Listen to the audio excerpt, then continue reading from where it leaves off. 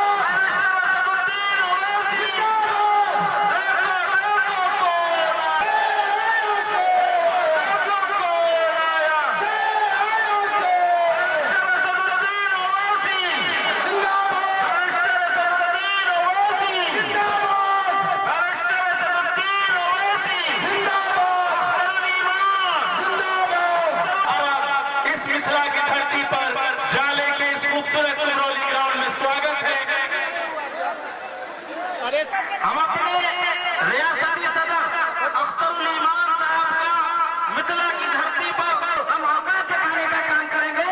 उसी बात के लिए हमारे बैरिस्टर असदुद्दीन ओवैसी साहब हम लोगों को, हमारे मिथिला के लोगों को दावत देने आए हैं। इसलिए आप लोगों से गुजारिश है, हम मुद्दे पे लड़ते हैं और विषय में लड़ते हैं, इसलिए हम लोगों को भी करते हुए कि हम लोग भी उनके आगे मजबूत करें। जय हिंद, जय भारत, अल्लाह हाफिज। तालीम याफ्ता सरजमी है, बड़ी तादाद में नौजवान मजलिस इत्तेहादुल मुस्लिमीन बैरिस्टर असदुद्दीन ओवैसी साहब अख्तरुल ईमान, सबसे पहले उसके उस घर में उस जाने वाले का नाम मजलिस इत्तेहादुल मुस्लिमीन है। आपके बगल में पुपड़ी में barrister Asaduddin Owaisi, barrister Asaduddin Owaisi, barrister Asaduddin Owaisi, Akhtarul Iman, Akhtarul Iman, Adil Hasan Azad, Adil Hasan Azad नेता। और आपके नेता को सुनने के लिए हम लोग आए हुए हैं, तो हम चाहते हैं अपनी बातों को खत्म करते हैं।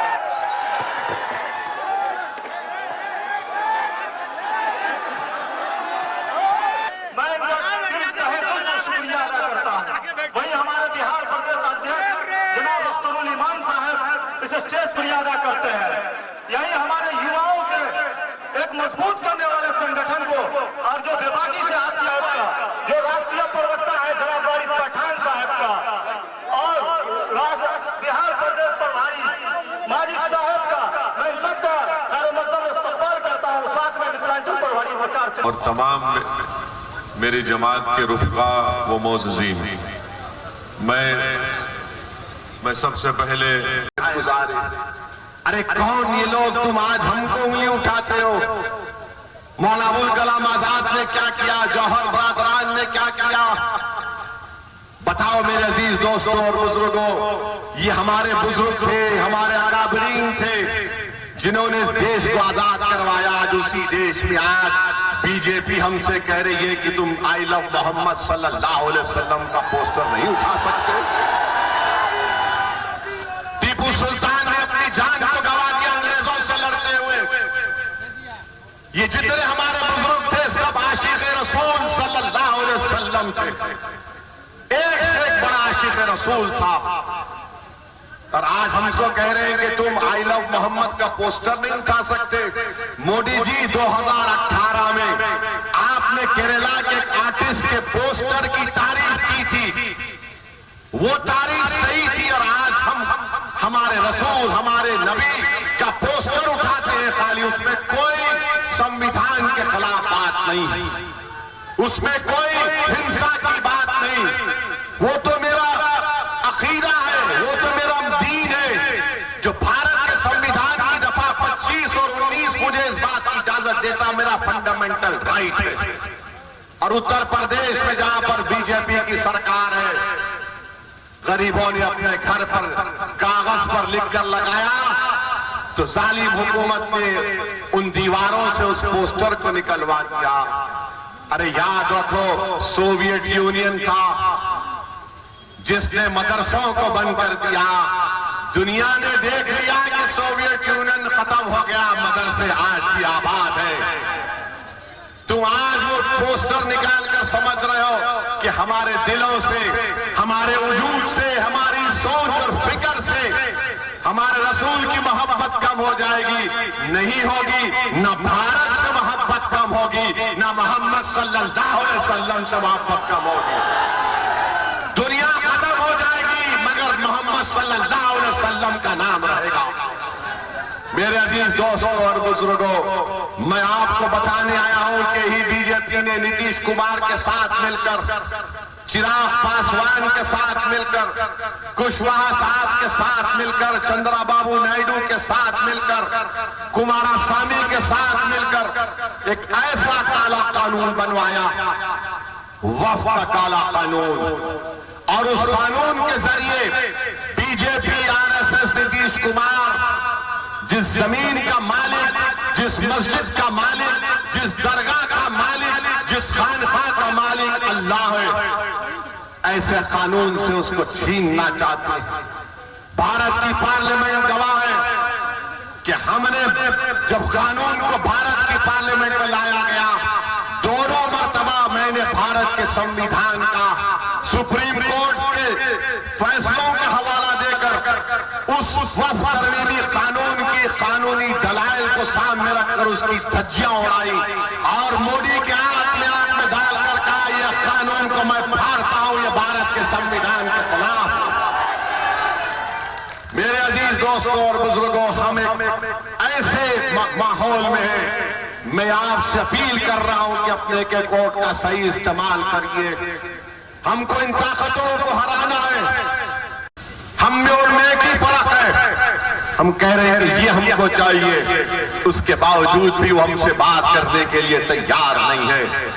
तो बिहार की जनता को मालूम हो गया कि कौन मोदी, अमित शाह और नीतीश कुमार की सरकार दोबारा बनाने से रोकना चाहता है और कौन उसको लाना चाहता है। ये फैसला आपको करना है।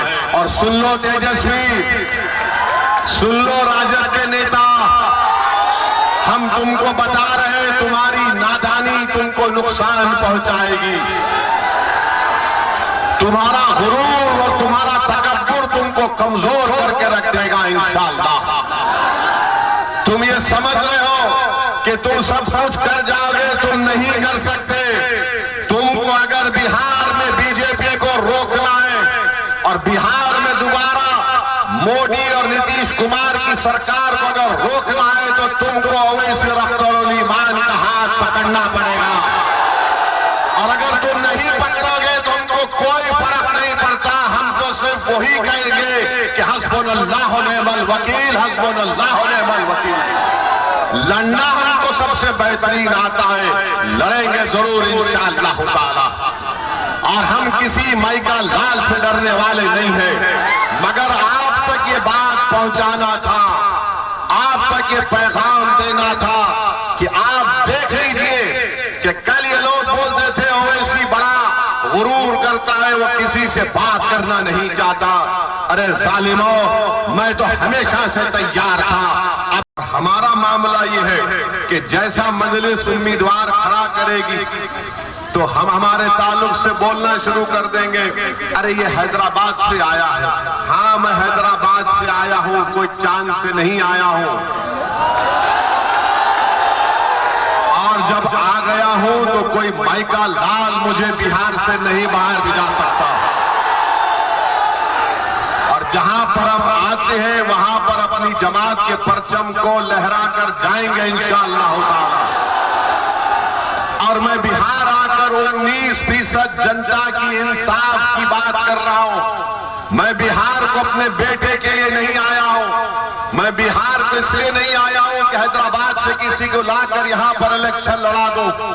मैं बिहार को इसलिए नहीं आया हूं कि यहां पर वोट हासिल करके जिस तरह वो हमारे 4 MLA अपना जमीर बेचकर बेईमान साबित हुए, वो अपना जमीर बेच देंगे। बोले मैं यहाँ पर आया हूँ तो 19% जनता को एक नेता बनाने के लिए, और ऐसा नेता बनाने के लिए जो ना राजद से डरेगा, ना मोदी से डरेगा, ना नीतीश से डरेगा, बल्कि सिर्फ अल्लाह से डरने वाला होगा।